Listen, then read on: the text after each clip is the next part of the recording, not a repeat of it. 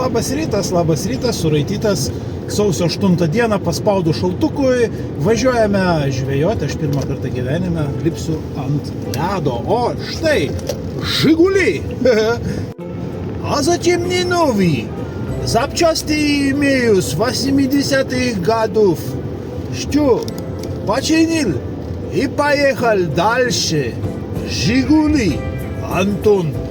O štai ir pagrindinis renginio dalyvis, kūrybinės kančios partijos įsteigėjas Vilius.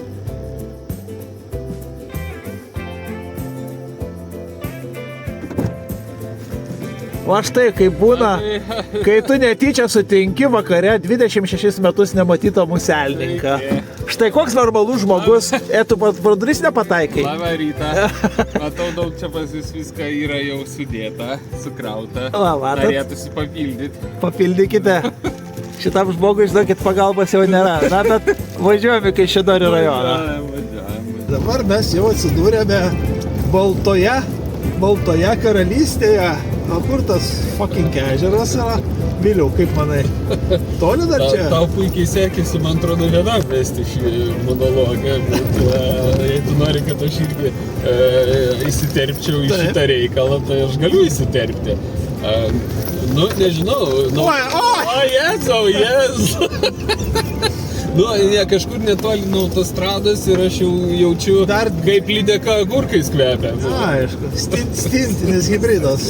Supratau, važiuojam, pažiūrėsim. Štai mes ir atvažiavom ant moteriškos giminės ežero, kuri vadinasi Ilgės. Todėl reikėtų sakyti čia, kad yra ne ežeras, o ežerė. Keliaujam toliau. O miesto tikras šerkšnas.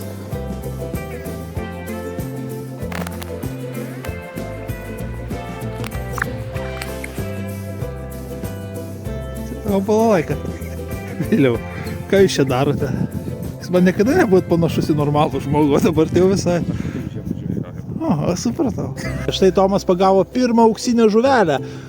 Va. Sugalvosi norą tai. Taip, čia kadangi yra moteriškos giminės ežeras, kuris vadinasi Ilgė, tai reikia, kad ešeriukas perduotų Ilgei linkėjimų ir pakviestų čia savo draugų. Tėvelių.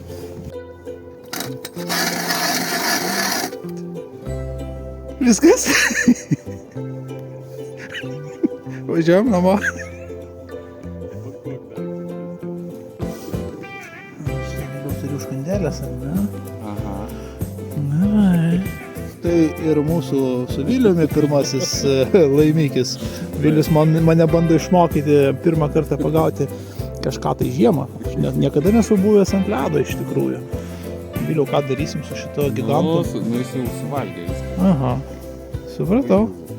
Ežeraitis, ežerėlė padovanojo nedidelę žuvelę. Pirmą kartą gyvenime kažką ištraukiau iš po ledo. Tai aš manau, kad gera pradžia yra visas darbas. Tai jau galim važiuoti namo. Super. Trumpai papasakokite, ką jūs čia naudojate, kas čia tokia. Nu, matome tokią blizgelą. Taip, kaip vadinasi?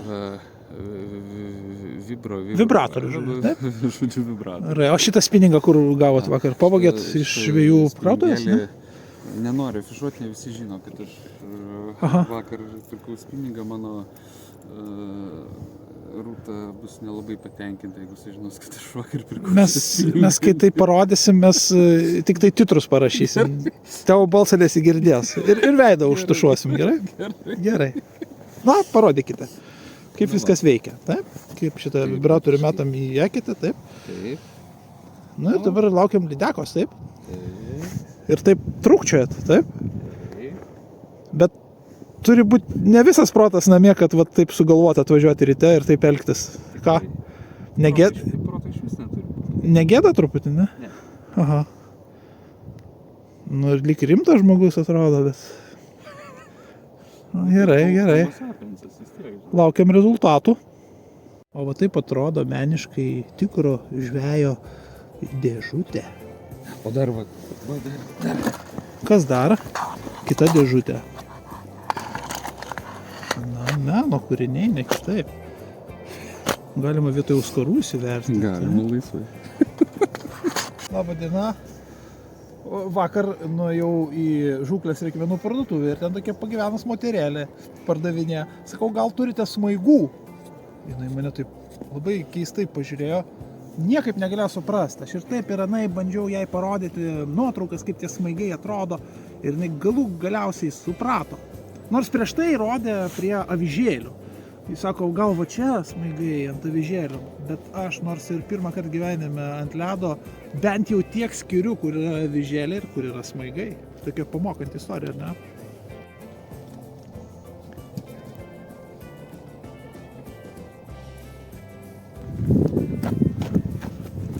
Ponės ir ponai, dabar parodysiu, kaip pirmą kartą žmogus gyvenime gręžia skylę. Sienoje esu išgręžęs, bet ežere tai dar ne. Taip, pabandom.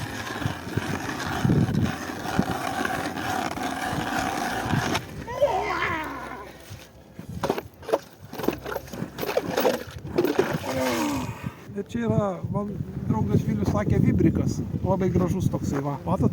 Palieskit, jis toks guminis truputį. Visai kitaip. Palaukit, duokit ir man grįžę. Palieskit, tik atsargiai, nes aš važiuosiu į operacinę. O Jėzu, koks malonus. Dabar aš parodysiu, kaip reikia iškart pagauti.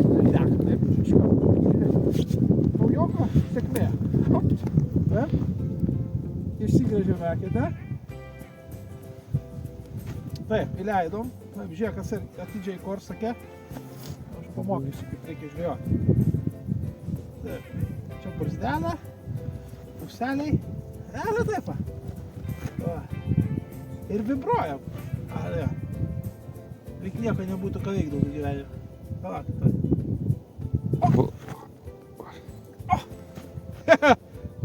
O klausyk, 112, ne? Reikia iškviesti. Tai ką čia, ponai, prigaudėt? Traškučius gaminsim, ešerinius. Jau traškučiai. Taip, jau traškučiai, teisingai.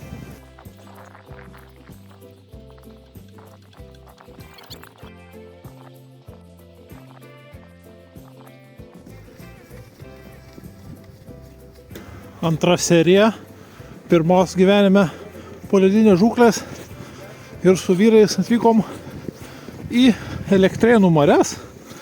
Dabar labai svarbu, kad pirma žūklė netaptų ir paskutinė, nes marios ir joms sušalti turbūt reikia kur kas daugiau laiko. Einam čia pasižvalgysim. Visgi mes nusprendėm ant šito tvenkinio telkinio dar nelipti, nes rytis koja trakšt, pokšt ir įkišo į vandenį. Tai turbūt nerizikuosim gyvybėm, važiuosim toliau ieškoti nuotykių.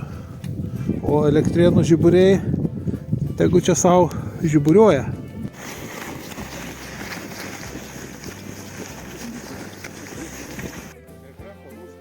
Štai užparkavo mums, nuotykių pridarė, nenori išleisti Elektrėnai. Tik išleisk ir viskas, paskui jau statyk kur nori.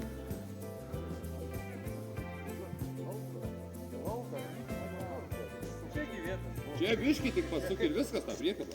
Nu kaip, sakysiu,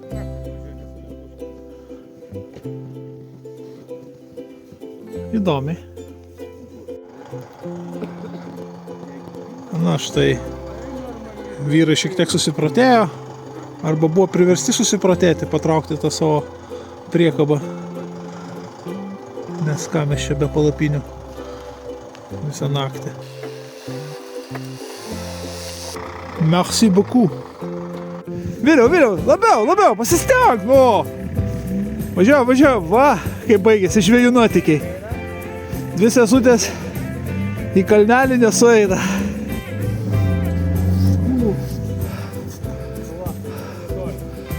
O taip, žvejų nuotykiai.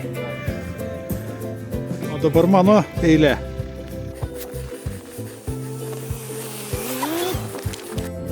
Va taip, va. Žiemiškais zigzagais pasirodo daugiau mes niekur taip ir nenuvažiavom. Svarbu, kad į ledą neįlūžom visgi. Elektrėnų žiburiai. Važiuojam namo.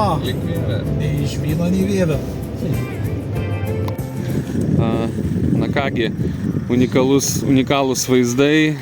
Nerijus man bando atšipinti visus šitos daiktus ir įgręžti. Jeigu dabar gręžti, Kanadoje turėtum Australijai. Venezuelai. Okay. Na, kaip visada, niekada nepasimokom. Ir šį kartą nei iš vyno, nei... O, štai 2 ausų krapštukai.